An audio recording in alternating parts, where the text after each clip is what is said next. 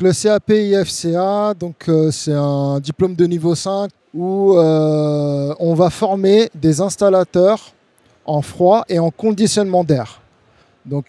C'est des élèves qui vont être formés pendant 2 ans et pour intervenir, pour faire de l'installation de systèmes frigorifiques, du dépannage, de la maintenance et de la mise en service de ces systèmes-là. Les systèmes sur lesquels ils vont intervenir, ce sont des chambres froides, d'accord, des petites ou grandes puissances. Ça peut être sur des bâtiments tertiaires, dans l'industrie, dans tout ce qui est climatisation aussi. C'est ni plus ni moins que le métier de frigoriste, hein. Ils vont être amenés à intervenir sur des systèmes de réfrigération, des circuits frigorifiques. Et ces circuits frigorifiques, vous les retrouvez dans les chambres froides, dans les systèmes de climatisation, dans les pompes à chaleur, des ballons thermodynamiques. Il en existe plein. On leur apprend en première année à lire un schéma électrique, parce qu'il y a énormément d'électricité dans notre domaine. Donc il faut qu'ils sachent lire un schéma électrique, un schéma fluidique, d'accord ? Et ils doivent savoir, lorsqu'ils sont face à une installation, quelle que soit l'installation, ils doivent identifier les éléments pour pouvoir les remplacer, pour pouvoir les dépanner, d'accord ?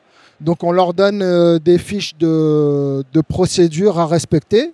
Ils doivent respecter étape par étape les procédures pour par exemple remplacer le gaz qu'il y a dans le circuit frigorifique, dans les règles de l'art, sans l'évacuer dans l'atmosphère, parce que c'est un gaz qui dégrade l'atmosphère, d'accord, qui pollue l'atmosphère. Il faut qu'ils sachent réaliser des tâches de récupération de fluide frigorigène, de réintroduction du fluide frigorigène dans les circuits, dans les règles de l'art. Donc il y a tout un panel de matériel, d'outils spécifiques et de procédures spécifiques pour réaliser ce genre de tâches. Ils sont formés en 2 ans à l'école, mais ils ont 14 semaines de stage en entreprise. Donc ils vont être confrontés à la réalité, aux tâches sur place, au travail parfois exigu, des travaux en hauteur, puisqu'ils vont être amenés par exemple à installer des systèmes de climatisation. Donc ils vont être amenés à travailler en hauteur. Ils vont être confrontés à des activités dans des endroits exigus, dans des endroits où la température est critique. Elle peut être élevée dans les chambres froides. Quand vous intervenez à l'intérieur d'une chambre froide, c'est des températures qui sont très basses. Quand vous travaillez à l'extérieur sur des températures élevées, c'est pas évident non plus. Par rapport à la sécurité, c'est un aspect qui est très important. Donc il faut qu'ils soient formés à l'aspect sécurité. Il faut qu'ils se prémunissent des dangers d'ordre électrique, travail en hauteur, sur les risques qu'ils peuvent encourir, hein. Donc c'est important. Sur ces aspects de sécurité, on les forme bien entendu à ces aspects-là, qui sont très importants, hein, parce qu'il y a pas mal d'accidents de cet ordre-là, hein. Au niveau sécurité, on transige pas sur les moyens, sur les EPI, les équipements de protection, sur les outils qui sont adaptés aussi, d'accord ? Ça fait partie intégrante de la formation du CAP aussi. On ne transige pas là-dessus, sur la sécurité. Donc le CAP installateur en froid et conditionnement d'air, c'est un diplôme qui est très demandé, d'autant plus en Polynésie, hein. Le frigoriste, c'est un métier qui, pour moi, c'est un métier en or, parce que non seulement sur l'aspect financier, on est bien payé, d'accord ? On a un métier qui est très enrichissant parce qu'il évolue tout le temps. Il y a des technologies qui sortent régulièrement, des nouvelles technologies, parce que vous savez, on a des équipements qui consomment beaucoup d'énergie électrique. Donc les fabricants, en fait, ils mettent sur le marché des équipements qui consomment le moins possible d'énergie électrique. Il faut qu'on s'adapte aux différentes technologies qui arrivent régulièrement. Donc le frigoriste, il faut qu'il soit curieux aussi. Il faut qu'il soit curieux, il faut qu'il se mette à la page au niveau des nouvelles procédures, des nouvelles technologies qui peuvent sortir. Donc c'est très intéressant en fait, notre métier, c'est un métier passion pour moi. Il faut, si vous choisissez ce métier-là, en fait, il faut pas être passionné, mais il faut s'intéresser. Il faut s'intéresser, poser des questions. Et nous, les formateurs, on est là pour ça, on est là pour répondre aux questions des élèves. Voilà, chaque élève progresse à son rythme. Et voilà, il y a des élèves qui sont plus prédestinés à faire des tâches, des choses monotâches, par exemple installer.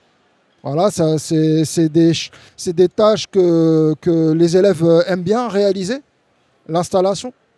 Mais il y a des élèves qui sont plus adaptés aussi à faire du dépannage, parce qu'ils ont une logique du dépannage qui est importante. Il y a aussi des élèves qui sont plus amenés à faire des tâches de maintenance, donc beaucoup plus simples. Et en tout cas, en tant que frigoriste, on est demandé sur différentes tâches. On est demandé sur énormément de tâches. Et en plus, on peut, si on veut continuer les études, après un CAP, c'est sûr que c'est préférable d'aller travailler puisque c'est préparé en 2 ans. Mais si on veut continuer les études, ce qui est bien, c'est qu'on peut continuer les études. On peut poursuivre après un CAP, on peut poursuivre par un bac pro IFCA. D'accord ? Donc on va être préparé plus sur la partie théorique. Il y a un peu plus de théorie, beaucoup plus qu'en CAP. Mais ça veut dire aussi qu'ils vont avoir peut-être plus de responsabilités par la suite parce qu'ils seront amenés à gérer une petite équipe d'ouvriers, donc avoir des responsabilités. Voilà. Les élèves de CAP, on les retrouve la plupart du temps chez des artisans, voilà, à réaliser des tâches d'installation de pompe à chaleur ou de système de climatisation classique type split system, monosplit, bisplit, ou du VRV aussi, donc des systèmes un peu plus grands, mais qu'on retrouve chez des particuliers ou des bâtiments un peu plus conséquents, des bureaux par exemple. D'accord, on peut les retrouver dans les centres commerciaux, ils peuvent être en tant que techniciens de maintenance aussi, à faire la maintenance des équipements qui sont situés dans les centres commerciaux, d'accord, ou dans les hôtels.